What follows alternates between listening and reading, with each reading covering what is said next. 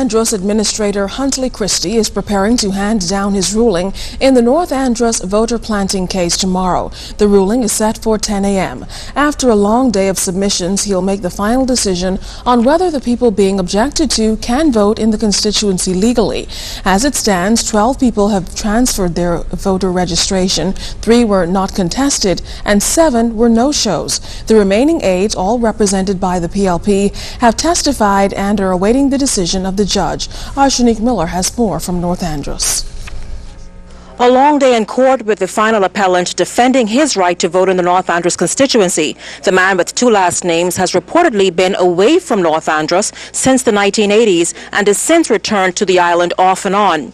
Now, after his turn on the witness stand, both Philip Davis, lead counsel for the PLP, and Elma Campbell, lead counsel for the Free National Movement, delivered their submissions before presiding officer Huntley Christie. Now, Davis feels it's a waste of time to have the hearings now. He feels if these votes are shown to affect the outcome of the elections in any way, then the matter should be transferred to election court. At the end of the day, these complaints will only matter if the numbers of persons objected to would affect the results of the election.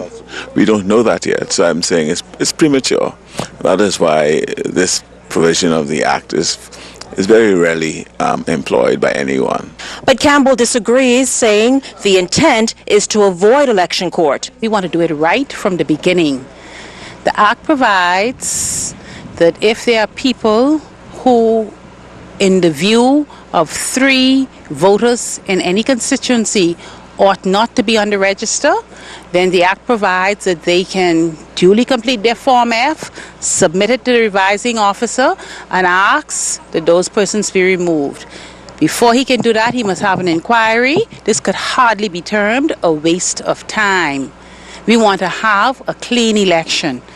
Now, Campbell says the appellants have failed to discharge the burden of proof, and if they're shown to not be ordinarily resident here in North Andros, then the voters' register should reflect that. In Nicholstown, North Andros, Shenique Miller, ZNS. Well, reporters asked Prime Minister Ingraham today about his views on the North Andros voter planting hearing. He maintains it's important that the Bahamas hold free and fair elections. We just want people to be registered and to vote in the constituency in which they live. It doesn't matter whether they are PLPs, FNMs, or any other kind of thing. And so that's all we seek to do. And the exercise down in North Andros is merely demonstrative of what we are seeking to do, because it is not possible to challenge all of those who have registered in areas like North Andros who do not live in North Andros. And so this is merely a representative sampling of what is taking place down there. And whatever the result is fine with ourselves. We would have done our best to ensure that we have a clean voters register. We would invite the world to come and see it. And we would hope that all political parties would cooperate in that regard, because it is important for the Bahamas to conduct clean, fair, honest, transparent elections. Well, don't forget to keep those Family Island news stories coming. Just drop us a line at finews@znsbahamas.com.